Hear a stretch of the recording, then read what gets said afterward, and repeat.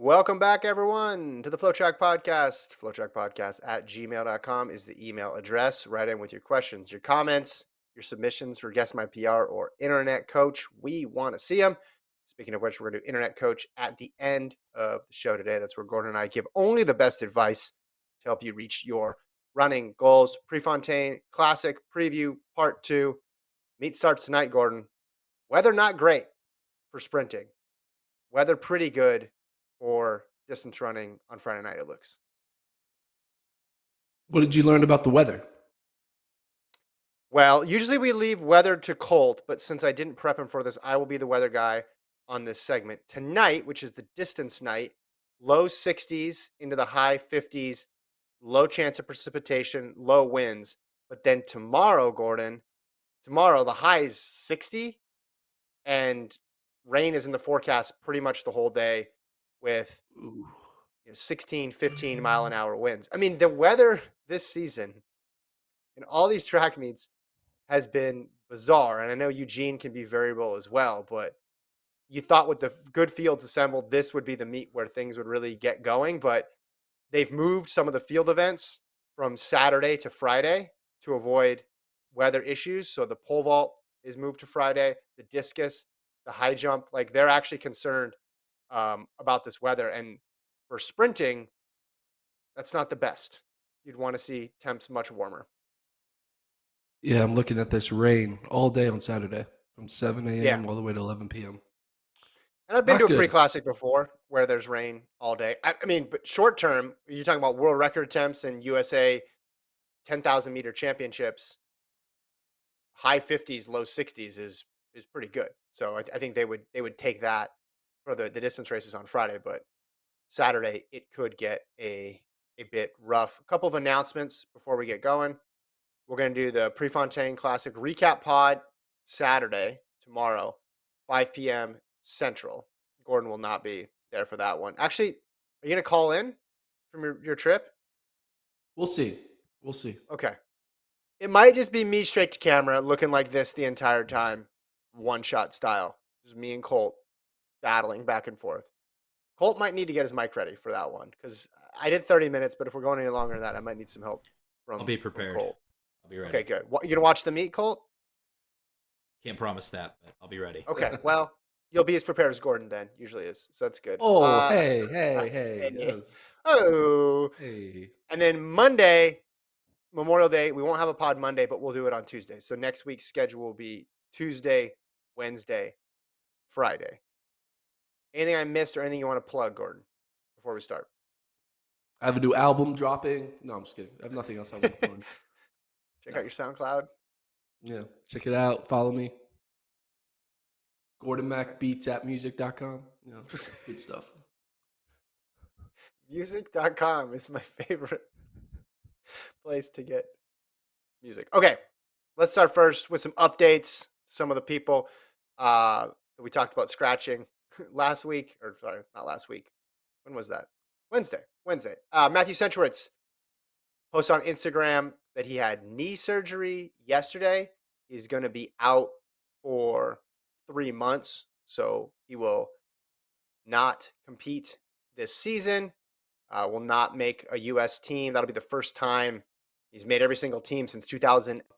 Could be the catalyst to be the changing of the guard from. I mean, we felt like we had a little bit when Hawker beat Centro, but Centro still finished top 3. But Mhm. do you think this might be the changing of the guard of Centro making every team? Like, what are the chances you see him making the 2023 team? I think he's still got a shot because when it comes to injuries, it sucks to have surgery. It sucks to tear stuff in your knee, but to be the silver linings guy here, it could have been worse, right? Nagging hamstring stuff, Achilles tendon stuff, like that, I think, depending on severity, would be more problematic. We see athletes come back from meniscus, from ligament damage all the time, and especially in sports that require lateral movement, a lot of explosion. So for a mid distance runner, I think he can get back. The other part of it is who's going to take his spot?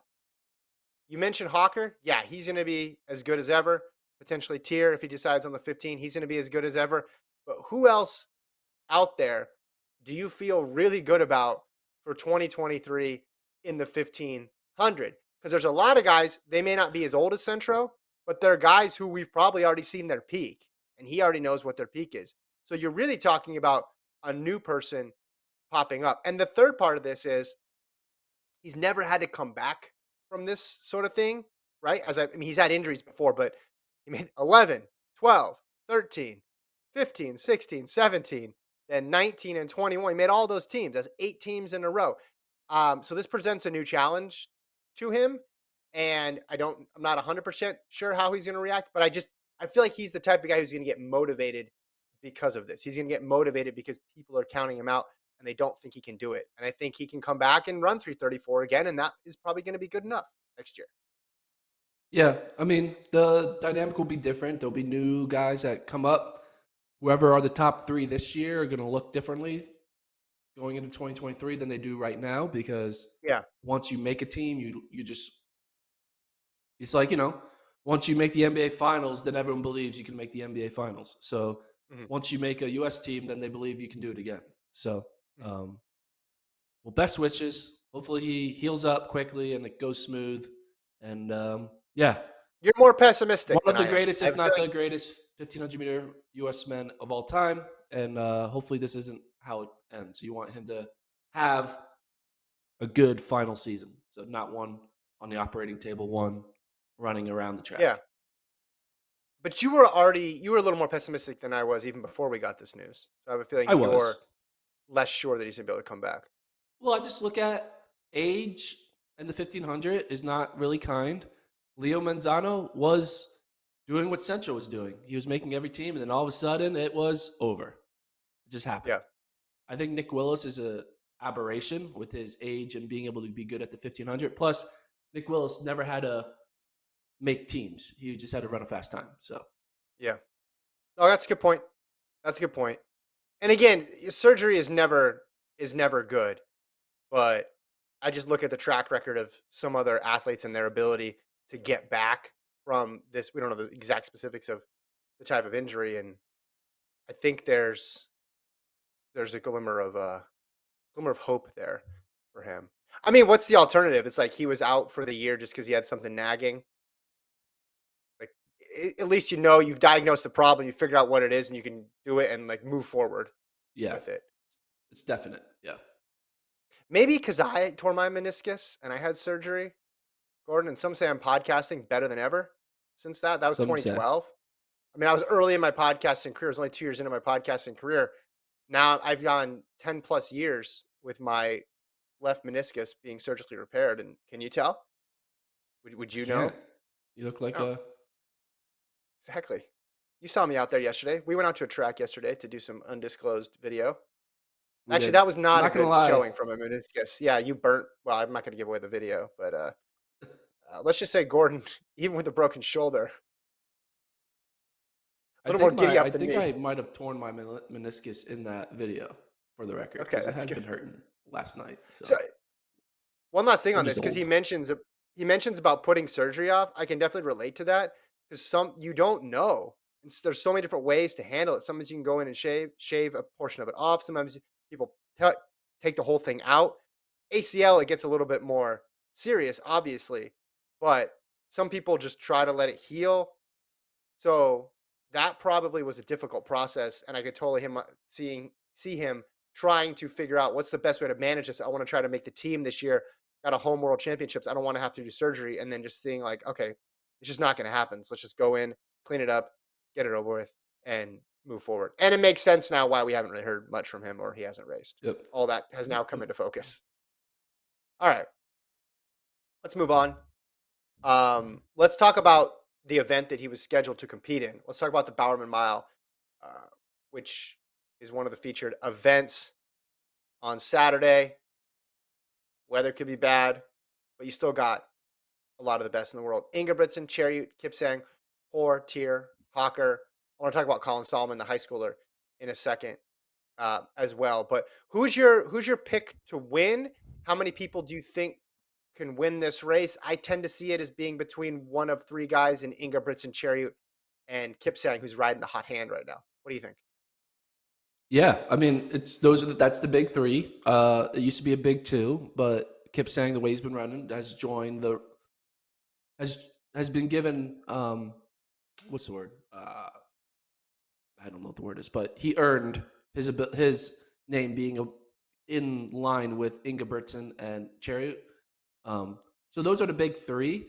But I just have a feeling that's not going to be the top three finishers. I think there's going to be someone who breaks up that big three. I'm not sure who's the one that finishes fourth or fifth of those three, but I do think someone on this list will find a way to sneak into a third place finish.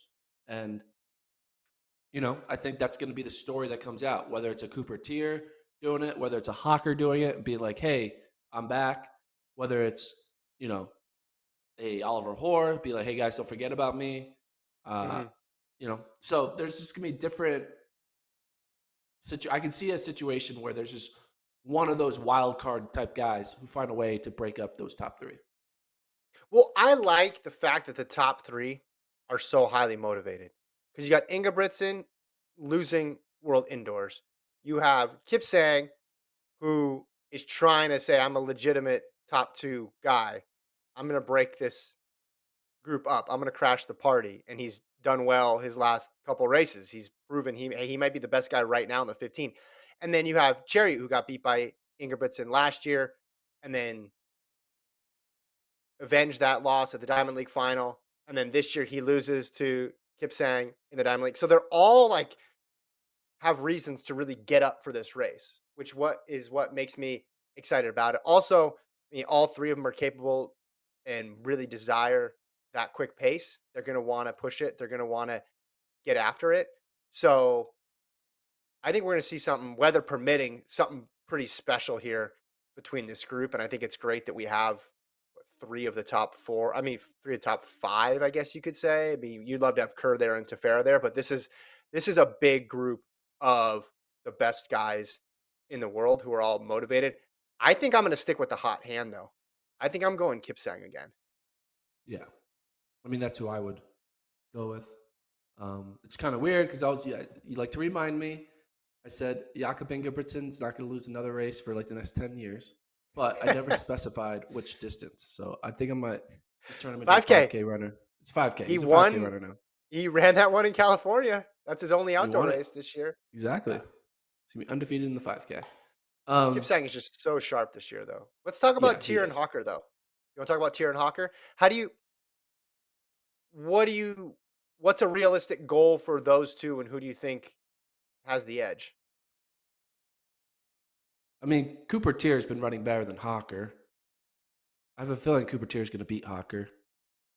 I think just Cooper Tier is a better runner than Cole Hawker. Like, I think he doesn't lose to him. Like, the only reason, maybe if Cooper Tier was in that 1500, Centro is finishing third. Maybe that happens, right? Maybe it goes Cooper, Hawker, Centro at the Olympic trials. So I think that Cooper is the better runner, and I think he will beat Cole Hawker. There's been no data point that says why Hawker should beat Cooper. The only data point is he won a race that Cooper wasn't in. Like, how's that? So I just think that, like, what's the head-to-head? Well, beat him. Head-to-head. Yeah. So he beat him a couple times in college. In the 1500, Cooper Tier is 2-0 in the 1500 against Hawker. What's mile? Let's do mile. Switch it to mile. What's the mile? So he's 2-0 in the 1500 against Cole Hawker. In the mile, he is he is 3-0. So he is in the 1500 and or mile, he is 5-0. Yeah. Never lost. He is so I mean, so you're taking really him and picking. What are you picking him for? 4th, 5th, 6th, in that range? Yeah, but I just think he's going to be the top American. I think Cooper Tier is the top American, and I think it's Cole Hawker is going to have to do a lot of pitching and politicking to convince Cooper Tier to not run the 1500. Do You see Tier's post on Instagram? Yes, it was funny. I like this. Many people may not know, including him, but Jacob Ingebrigtsen and I have been rivals for years. And this Saturday we face off again at the pre-classic. Did Ingebrigtsen? He responded to it as well too. If you want evidence that nobody understands humor in 2022, look at the comments. Oh, people thought he Ingebrigtsen says I actually wouldn't call it. meant it. Yeah, well, and then Ingebrigtsen says I wouldn't call this race a rivalry, but he's got the the emoji there, so he's like being funny back. It's like, oh, he responds. No, he's clearly joking because Ingebrigtsen is the Olympic champion, Olympic gold medalist. I do like the hashtags that Tier put on it. Shows he's pretty self-aware. What do you say? No time trial, real race alert. So I think he's He paying reads the attention to what people are comments. saying. Yeah, He's yeah, reading he the reads the comments. comments. He reads the comments for sure. I'm with you. I like Tier more in a time trial type race versus Hawker. I think Hawker's better chance to beat him would be something where it's a championship setup. I might even take Tier in that setting too, but I'm especially Here's going to 5 go and with 0, him man. 5 in and 0. yeah. Well, this thing's going to get out quick again, unless the weather is just crazy. But even if it is, I think they're going to go hard. Cherry is going to push it. Ingebrigtsen's going to push it. Ollie Hoare is going to push it. Kipsang's going to push it. This thing's going to get strung out pretty quickly, is my belief, and I think that plays more to Tier's strength. So keep an eye on that. Final thing I want to talk about, man, this race has layers and layers and layers. Colin Sahlman, high schooler, is in this Prefontaine Classic mile. He ran 3:58.8 indoors. Remember the high school record, 3:53 by Alan Webb. Jim Ryan ran 3:55. Hobbs Kessler 3:57.6. Drew Hunter 3:57.8. Those are the 4 runners ahead of Sahlman on the all-time list. Do you think he's able to move up that list this weekend? Gordon, what's your prediction for Sahlman? I think he will move up the list. I don't think he's going to run 3:53.42. I would say it's going to be more of a 3:56 to 3:55. I think he could. Well, I forgot Gary Martin too. Sorry, forgot Martin on there. Yeah. I was looking at the old list. Old list. Look at you. Looking at old list. Yeah. I mean, maybe he surprises us and he runs 3:53 low. But, man, it's hard. It's hard to run 3:53. I don't know about you, but I've never done it. So No, it's hard for sure. it's a very hard thing to do. All joking aside, I think it's just always safer to predict not the record than the record. I mean, he ran 3:39 in a 1500. That's pretty good. I mean, what does a 3:39.59 convert to? It's like a 3:56. Really quick. 3:39.59 times 0.108. It converts to a 3:57. So for him to knock off 4 seconds will be very impressive. So I think he's going to be more of 3:56, 3:55. So you're putting him. That's where I think he's going to. I think he's going to end up third all time. I think he's going to be behind Webb and Ryan, but I think I put him ahead of that next group. So Martin was what, 3:57.9. So you think he's going to be quicker than Martin, but slower than Jim Ryan? Yeah. Okay. I saw that Gary Martin and Sahlman are running at the Brooks PR Invitational, but they're not running in the same race. So we could have Gary Martin and Colin Sahlman never race each other. It would be kind of wild. Just go back and forth with mile PBs. Yeah. He's never been in a race like this before.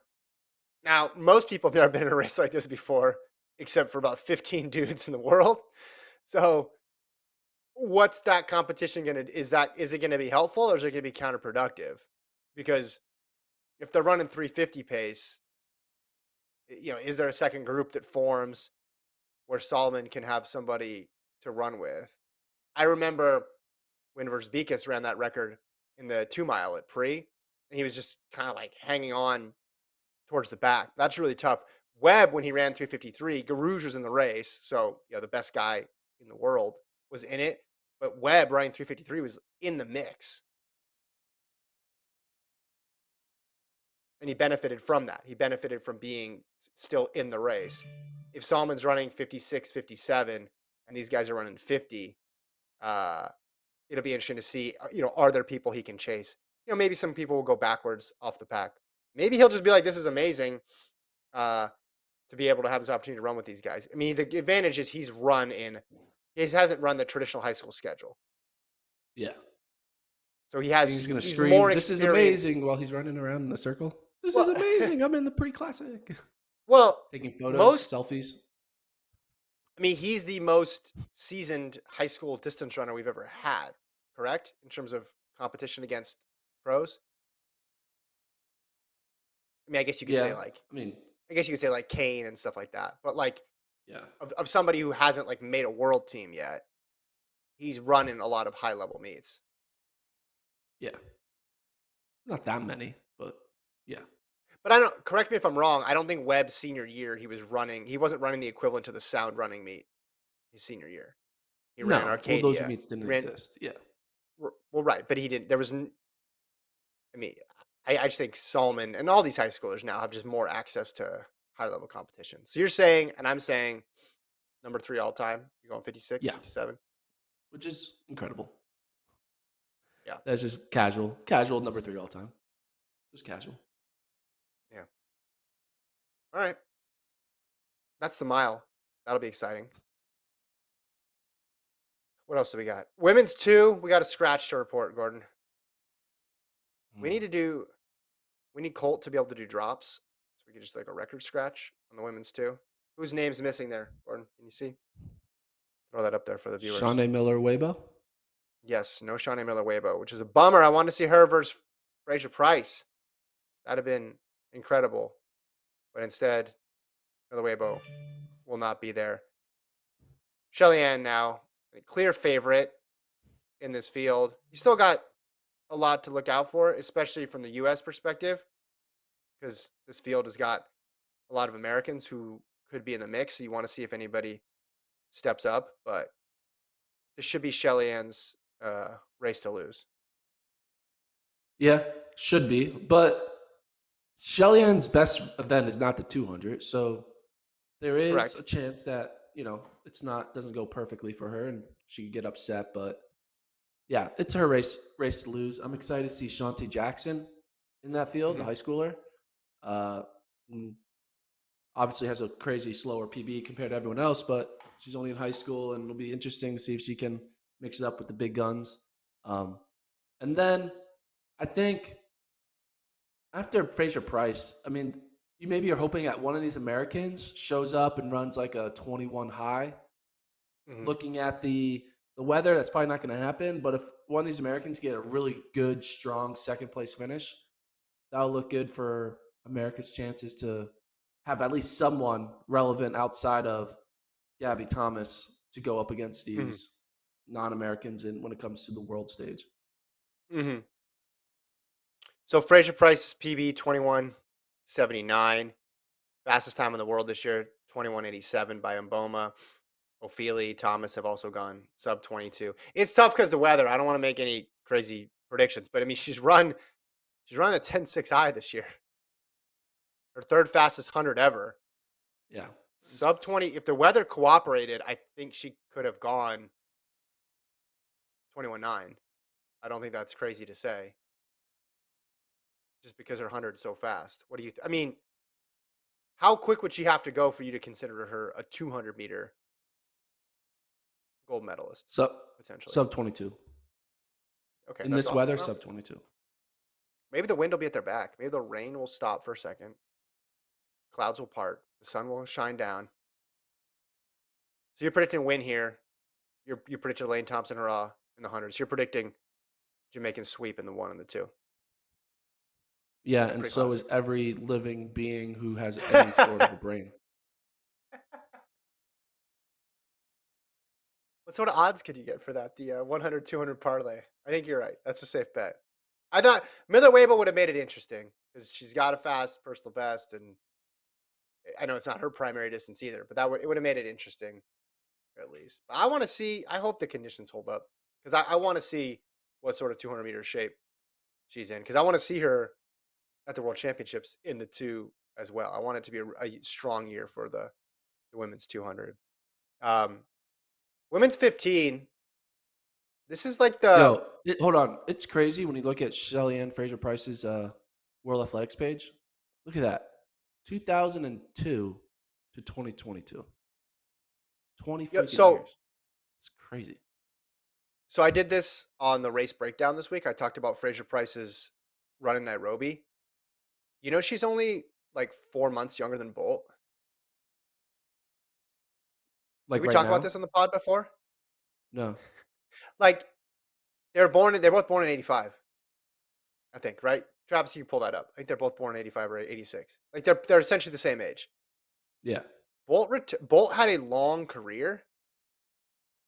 Yeah, 86. She's December 86. He's like June or July or something like that.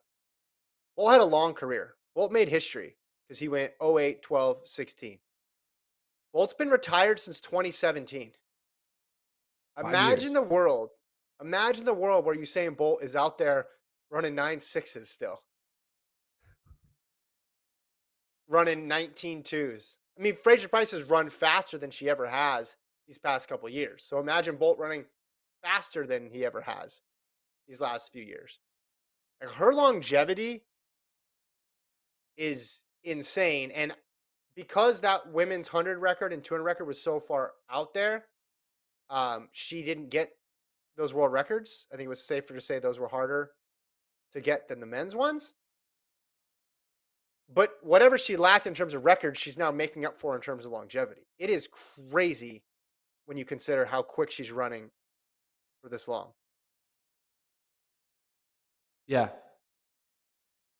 I know Bolt stopped though because he's like, I don't want to practice anymore. It's like the ultimate. Well, he also like, was I'm hurt. tired. But no. But Bull had a long. My point is, this is not a slam on Bull. No, Bull, yeah. like I'm comparing her to someone who had a because they both won gold. Their first gold, Beijing 08. So there's a lot of similarities to them in terms of the trajectory of their career. She just kept going. His body eventually broke down, or he just didn't want to do it anymore. Whatever it is, you can't really blame him because he went through 3 Olympic cycles. That's longer than most athletes do. And then she just kept right on going and then got faster. It's just funny to think about Bolt being like on the circuit still, like cranking a 9.6 while everybody else is running 9.8s. That's just funny it's like a funny mental image. Like, yep, still here. Still going. Oh, that's cool, Area Knighton. Watch this 1925 I'm just going to run at the age of 35. Anyway, the race breakdown will be up on the site it's on the site now. It's going to be on YouTube tomorrow afternoon. I go more into detail on that. And I talk about wind and altitude conversions, so that's a lot of fun. Ooh, dive into that one. All right, so the women's 15, I want to talk about for a couple minutes here because it, as far as I can tell, I don't want to jinx it, it didn't have any scratches, the women's 1500. So all these other events were stacked. And it's like, if you were to rank them, you might have put them ahead of the women's 15 because they just had more, I don't know, tantalizing matchups, like a Thingmo versus Keely Hodgkinson. But the women's 15 is awesome. Like it's sneaky awesome now because you have Faith Kipyegon, the favorite. You have Laura Muir coming off the win in Birmingham. You have Sagai, world indoor champion. She's run low 350s. Hailu was awesome at the Olympics. Debut Stafford, she's top 10, top 5 1500 meter runner. And then and then you have Jessica Hall for Australia, who almost beat Muir. And then you got this American battle, Gordon, with Purrier, St. Pierre, who, wait, hold on. Did she scratch? Yeah, St. Pierre, Shannon Osika, Josette Norris, St. Pierre's there. Corianne McGee, and Sinclair Johnson. Yeah. Sorry, I thought someone scratched. They did not. See, I'm worried. See, I got a lot of bad memories from this week of all the scratches. Yeah, so Sinclair Johnson, McGee, Norris, Osika, and then St. Pierre. So it's gonna be a great race, top to bottom here. So I just wanted to say, women's 15, they appear to all be bringing it, and that makes me happy. Who do you think is gonna win the race? Kipyegon. Who do you think is gonna be top American? Who do you think's gonna get second? Sagai, and then I got Muir for third. Who do you think's gonna get fourth? Should we just top 15? Who's the top American? Where? Well, El Purier, St. Pierre, this is her first race, right? Of the outdoor season? Yeah. I think so. Maybe. I don't know. Maybe she's running 800 or something, or 5K. But man, there's a lot of like make or break performances that are going to come out of this Prefontaine Classic that are going to let us know whether or not like we like someone, it was make or break for someone like Matthew Centrowitz, and then he obviously he's having the surgery, so we know okay he's not a factor.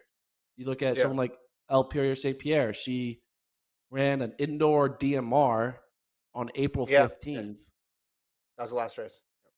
So we're like, is she healthy? Is she just waiting and she's peaking later? Like, we don't know if they're peaking later or they're not 100%, which I'll get into a little more in my Gordon Mack rant later in the podcast.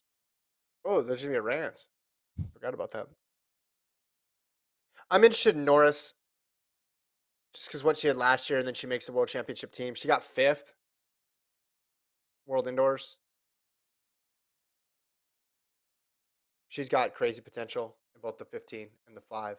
So, yeah, internationally and domestically, this is a really important race. One other one I want to mention was the women's 800. Keely Hodgkinson now is the clear favorite with Noah Thing Mo. Again, super bummed that she's not in there. You also have Ajay Wilson, Raven Rogers, Allie Wilson, Natoya Gould, Gemma Riki, Halima Nakai in there. And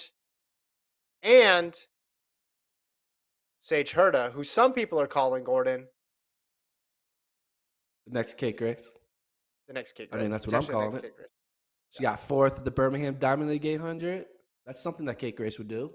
Cake Race would finish 4th at the Birmingham Diamond League. She'd win it, man. Remember win post trials? No, but she's won everything. That was crazy. Well, like a year out, she's gonna win it all next year. But I think Sage Herder could be the sneaky 3rd place finisher in the 8, or maybe even sneakily win it. Like maybe a thing Mo is something's up, and then something crazy happens. So let's look at just the U.S. side of this, because I think we both believe Keely Hodgkinson's going to win this race, correct? Yeah.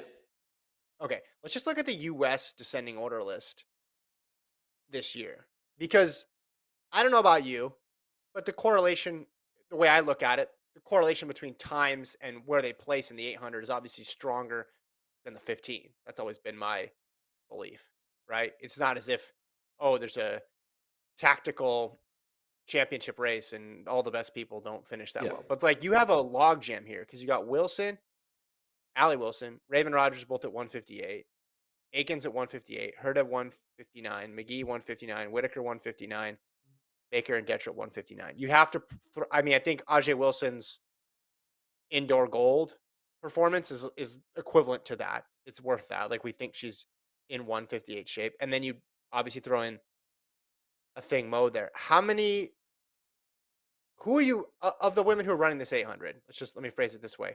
Of the women who are running this 800 for the U.S., Wilson, Rogers, Meyer, Herda, like who do you think needs a good race to solidify their spot? Like who needs that for you, that confidence booster going into USA's? Maybe, I don't know, Allie Wilson. Because, let's be honest, how many people are thinking, if you were to go man on the street at Prefontaine Classic, which is probably a place where everyone knows track and field, right? More people know track and field in that stadium watching that meet than me going down to downtown Austin, right? And if I were to interview everyone and be like, who is the fastest 800-meter runner in the U.S. right now? And I asked 100 people, I bet you 0 say Allie Wilson. Because they'll be like, it's a thing Mo. Oh, it's probably Ajay Wilson. Oh, it's Raven Rogers, right? Because those are the names. So Allie Wilson is probably the most slept on top seed in the history of 800s. So I think her doing well in this race will be like, oh yeah, she ran 158, and then she just got 3rd in this Prefontaine 800. Yeah, okay. Yeah. We need to start thinking about her. So I think Allie Wilson is the name to watch. Good pick. All right, yeah. I go with that. Anything else with Pre that jumps out at you? Remember, we talked about the distance stuff and the hundreds last pod. So if you're tuning in for that, last pod is where you should go. I mean, 400 for the men. You got Michael Norman in there, Michael Cherry, Karani James. 400 hurdles. Dos Santos is there, but Rai Benjamin's not. High hurdles for the women. A lot of big names, so that'll help sort things out. Steeple, No, women's steeple will be I'm just good. excited for the meet to start tonight. Yeah. And then tomorrow. All right, one more bit of news before we get to your rant. This has to do with the meet tonight. Elise Cranny, who we both picked to win. We both picked to win the 10,000 Look how qualified. dumb we are. Yeah, we should have waited a day. She withdrew from the 10,000. She said she hasn't been feeling like myself in training. I love nothing more than to be out there competing for a spot in Team USA, but I just don't feel ready to compete right now. Made my decision to shift the focus to the 5K next month. So now we adjust the picks. I mean, what did I say? There was like 6 women who had a qualifying time that was under 31:15.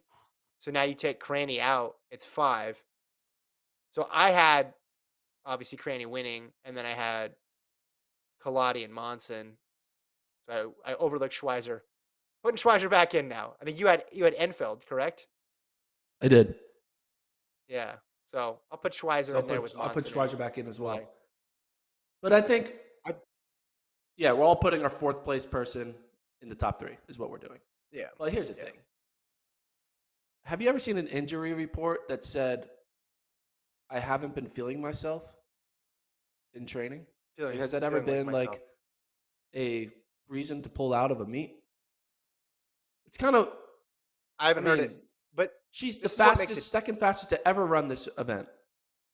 And in the US, she's not going to run because she hasn't been feeling herself. She could have easily went in and DNF'd if she wasn't feeling herself. But what scary situation could happen if she would have run the first mile and then recognize, yeah, I'm not myself, and then pull out? Like, why? I don't know. It seems kind of. I mean, we don't know. It seems weird. Yeah, and that's a problem. Yep, that's a problem. Well, we should know. Well, we're not betting on it, so we don't. No, I think fans should know why their athletes aren't running. Not. It could be any. Yeah, it could be any reason. The reason why I think it's different is because we have the split 5 and 10 situation now, which we've never had in recent memory. So I think if we had this setup in previous years, you probably would see more of this because they're like, wait a minute, I don't want to risk it. Whereas if it's all the same weekend, you're like, heck, I just got to go for it. Let's just run it. Let's just see what happens. And there's no possibility. Like, the U.S. champs are in a month. Versus if it was any other year, be, hey, am I going to be able to get better in 3 days? And most people are like, no, that's not going to make much of a difference. But now with this month break, I feel like it allows the possibility for them to be in a better spot and they don't want to go backwards. So I don't know. I mean, until we have more info on what it is, I don't want to speculate on whether it's like what the ramifications of it are. I think it's a byproduct of we've split up these 2 championships. And for her, I mean, you can see as a positive too that they're split up. Also, you can see as negative because if the 10,000 was back in June, then she would have potentially been fine and been able to go for it on both of them. But I mean, she was running really well indoors and then in that outdoor meet. Yeah, there's no positive 5 and 10 here. were both I mean, you're the second fastest ever in your event. No, I'm saying the positive is, what if the 10 and the 5 were together, you scratch one, you're basically scratching both. That's the positive, right? They're split. Not that they would have moved the 5 and the 10 up to go next to each other, but just if this happened in June is what I'm saying. Now at least she has a month to try to get ready. But this just more speaks to when an athlete doesn't race frequently, which is the case of a lot of athletes out there. You never know what's up. You never know the health.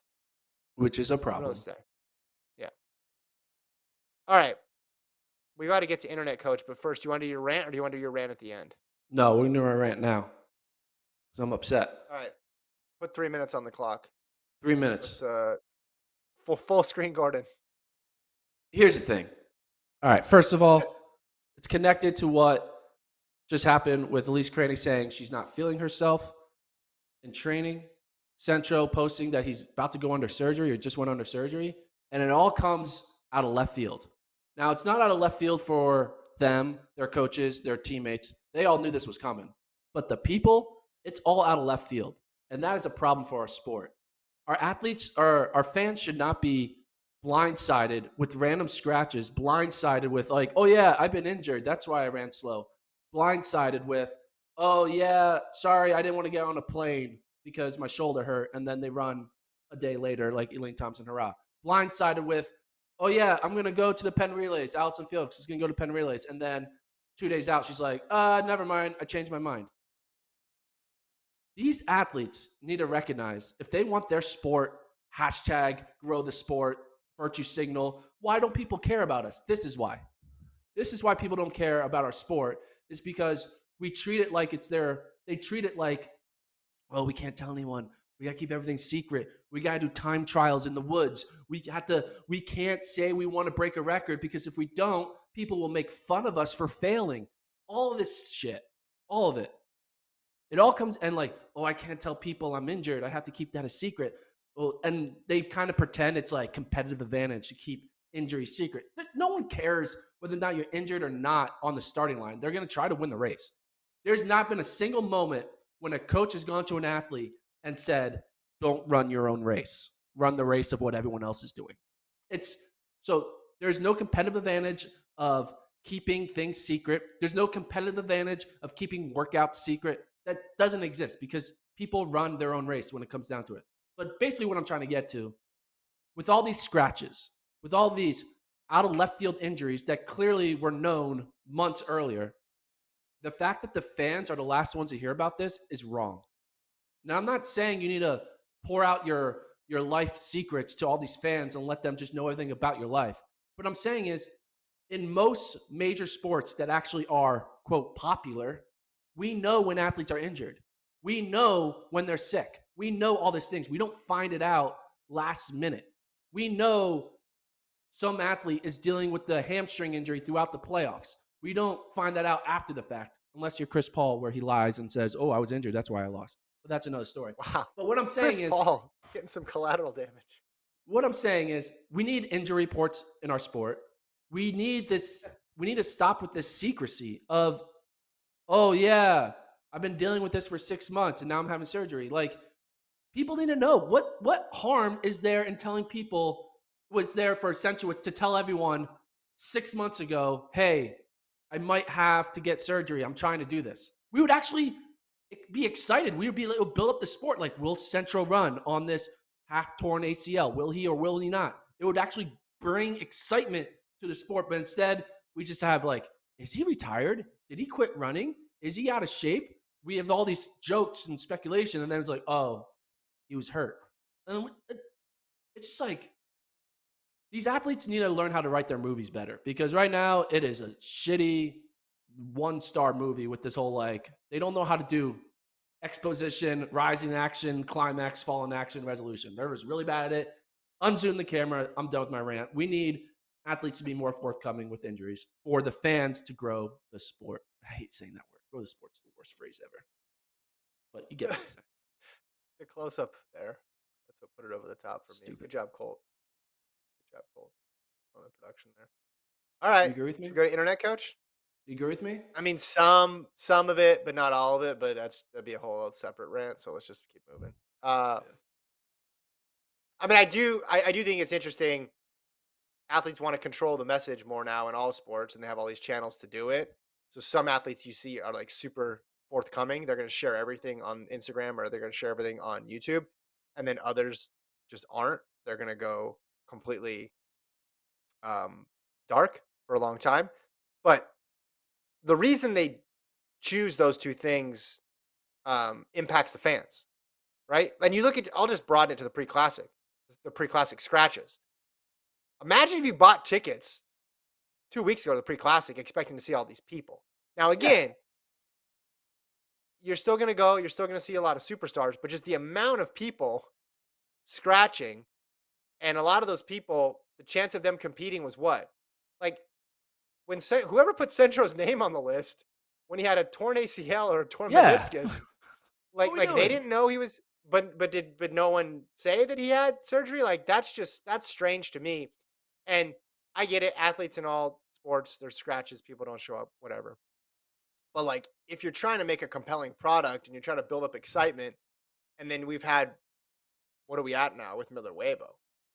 How many Yeah. total do we have? I mean, 8, 9 big name scratches, and they do their best. They fill it. They do what they can, and it's not any one person's fault here. I mean, the meat's just trying to put on the best meat they can. But if you're a paying customer with the expectation that you actually want to see these athletes, you'd be frustrated, rightfully so. Yeah, I mean, you even look at like Miller Weibo, like this is not injury related, but the fact that she jogged a 200 at the Olympics, like that Well, was I don't care about that. that bothers That's me. different. It's like, why enter it? Oh, it's my safety net for the 400. Well, then tell Yeah. people that.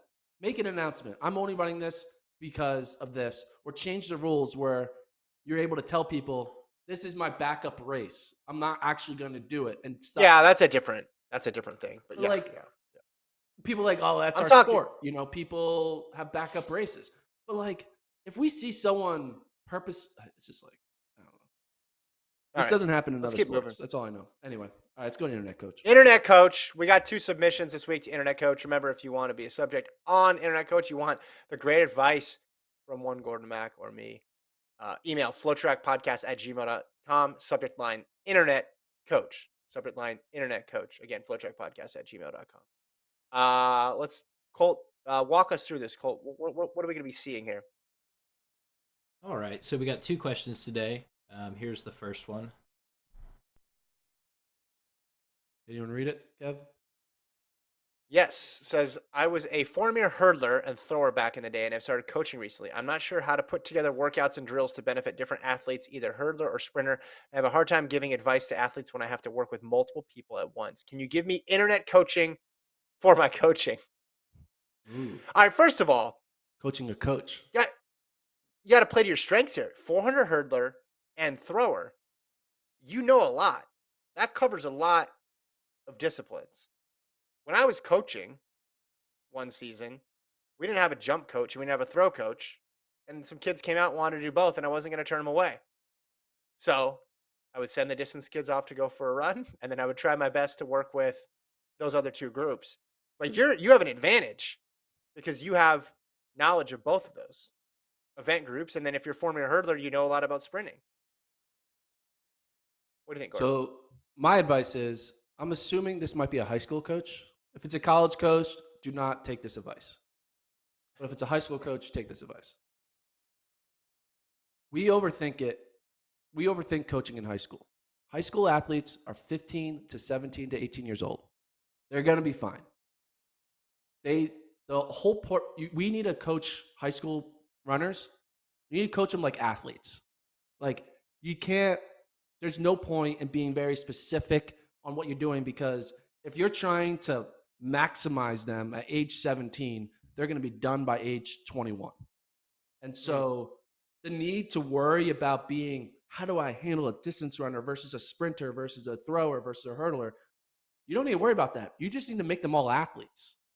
The moment of them actually becoming great is when they actually go on to college, and that's when they go in more specific. This week, you just need to set them up to be extremely fit, athletic people. And then once they graduate high school, they go on to go focus on something specific. You look at a lot of the best runners or football players or basketball players, they all did multiple sports. They all played soccer and they did a track, or, they played baseball, football, basketball. Like, they were just athletic in high school. And so I think this question is kind of irrelevant. I don't think you need to worry about how to handle the different types of runners. I think you need to handle them all like, I'm just trying to create fit, athletic people, and then let the rest take care of itself. That's what I think. And healthy folks, yeah. people who love the Healthy, sport, keep athletic. them coming back for more. Yeah. Have them eager to compete. Don't burn them out. That was actually, don't burn them out. Yeah. I mean, I don't know if that was good advice, but that was advice. So well done. All right, next one. What do we got on this one, Colt? This one's a little bit more involved. Okay. Get a couple bits of information, a video, and then got the questions at the end. So, race contact rules. I know Submitted by Connor from Iowa. All right, read it. This isn't Is this an internet coaching thing or is this internet officiating thing? I saw this. Hey, it's a spinoff. Large. It's a spinoff. I'll read it out here. So it says race contact rules. Large school 800-meter final at the Iowa State Championships. There's contact 100 meters into the race, and the runner was given a solo rerun after 4x4 and then finished third. And I'm assuming we have a video of this, Colt? Oh, no, here's We the do. results. Yeah, here's the results, and then Okay. I'll show the video. Yeah, so the runner ran 154.62 on a solo rerun, so they ended up getting third. And then the runner who, well, you'll see it, smacked him, got DQ'd. But then All right. let's watch the video here. And for those of you who aren't watching, I'm sure you can find it. So you see the 100-meter break.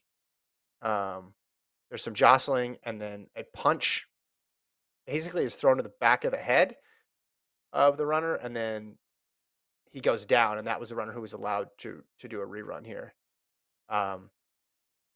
Dude, that's intense. Just What do seeing they this for want the us first to time. rule on here? Do they want He us to rule smacked him whether in the that? back of the head. Yeah, basically? but see, there was a lot of you could have ended up DQing both kids, and I get that. I get that they did a rerun, and obviously the punching was way worse than all the other stuff. But I watched it a couple times. Like the move is pretty aggressive. There's a lot of jostling there. But what's the So what's the question?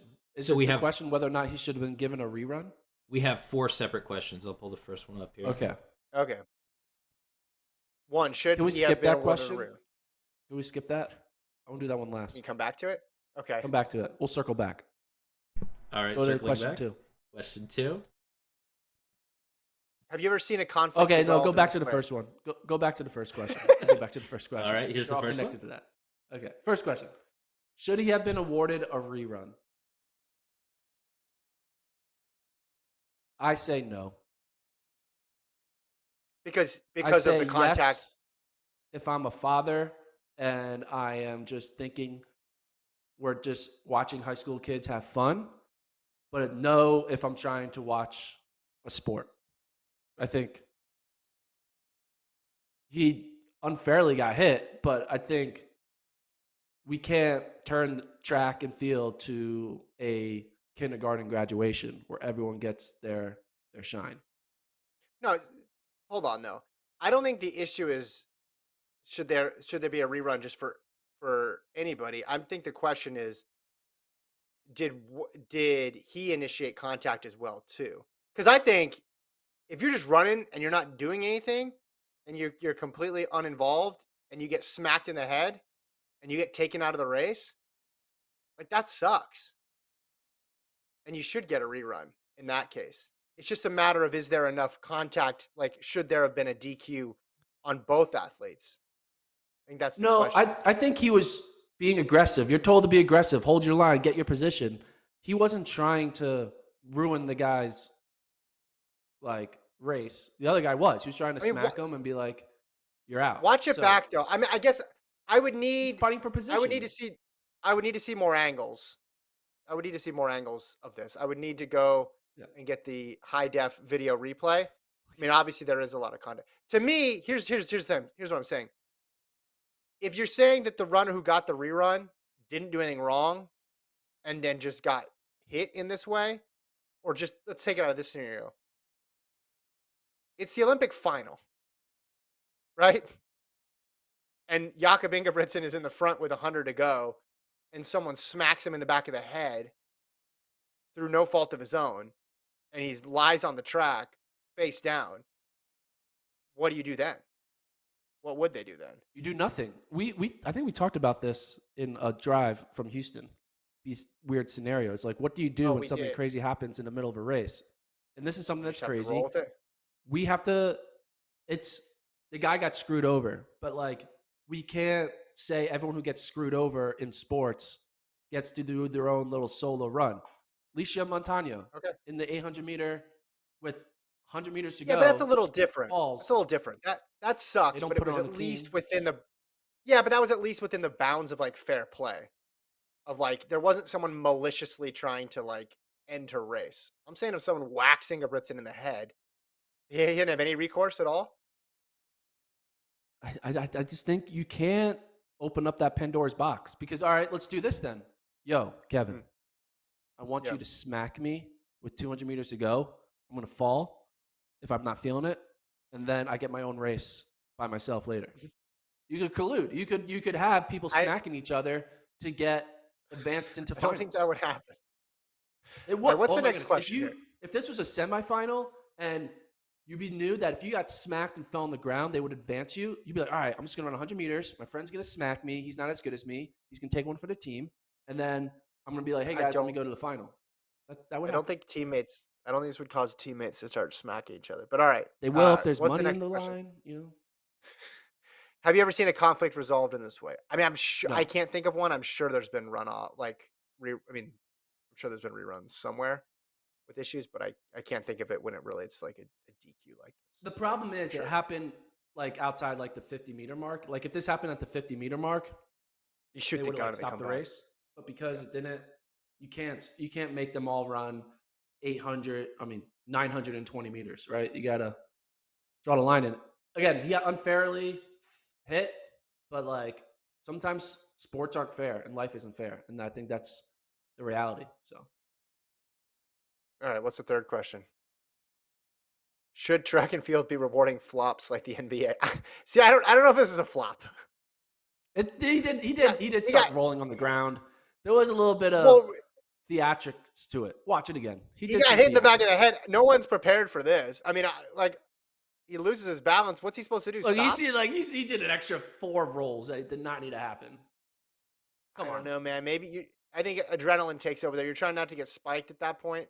I'm not saying there wasn't an issue in the beginning part of this with the contact, but I wouldn't go so far as to call it a flop. Man, we're zigging and zagging on all these questions. We completely disagree on every single question. Here. He sold it. All right, what's the last question? You got hit in the head. It's not a flop. You get hit in the head. Is this a response to Gordon's boxing running hybrid sport idea?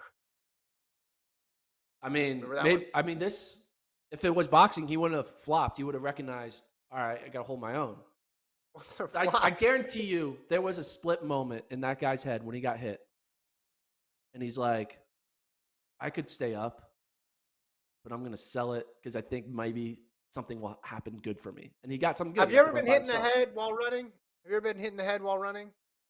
No, I don't think I have. I don't think there's been probably 5 people in the world this has happened to. This is not a thing. Which is why it needs to be a sport: boxing, track, and field. There's that famous clip. Haile Gebrselassie gets punched in the back of the head in the last 50 meters. Maybe Haile could talk about it. He'd be qualified to comment on what you can do. But since this never happens, I don't know if we can correctly predict how a person's body is supposed to contort itself when it's on the ground. I think he had a lot of crazy momentum and he just kept rolling. But I think we can agree this. The guy shouldn't have hit him. He should have been DQ'd for hitting him. Yes, should not have hit him. The guy don't hit him. Definitely sold it 150% more than what actually happened to him by doing the extra rolls. I personally believe the guy could have stayed up and finished the race. He could have. Yeah, I think that. No. They should not have given him his own run at the end. That should not have happened. Finish the race. How are you going to finish the race after this, man? Like, what? Forget how far behind he's like, you are. Oh, are they going to stop it? He could have just like, it's an 800 rally. Though. It's a final. I got to get up. An 800. I want to see another angle. I want to see one from the side. I want to see the initial contact there. You're anti-rerun of race, is what I'm saying. Yeah, 100%. That's what I'm hearing from you. All right. Or they should have made the guy DQ'd whole field run it again. They both get to run it, the DQ'd gunner, and then they get boxing gloves, and then we can see where it really goes down. That'd be fun. Is there a? I remember a rerun. Rio Olympics, 4x1. U.S. got to run by themselves. Remember, because Brazil knocked the baton. Yeah. Out of their they went out of their lane and hit the baton. Are you in favor of that, or should they? Is that just tough luck?